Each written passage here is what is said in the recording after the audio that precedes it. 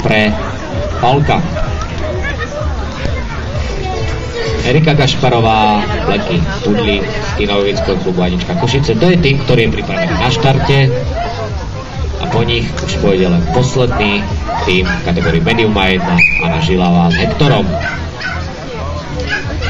Fudel je plemeno, ktoré je naozaj veľmi vhodným plemenom pre agility, svojou stavbou tela, svojou povahou, odmietnutie poslušnosti pri nábehu na prekážku Ačko.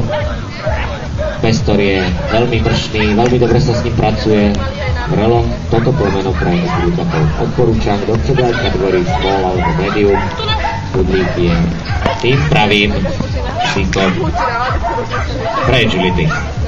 Samozrejme aj ostatní psi a plemená psov sú veľmi dobré. Prvorade je, aby bol psík zdravý, na druhom mieste je, aby bol temperamentný. A to je vlastne všetko, čo ten psík potrebuje preto, aby bol veľmi úspešný v agility. Na plemene naozaj nezáleží.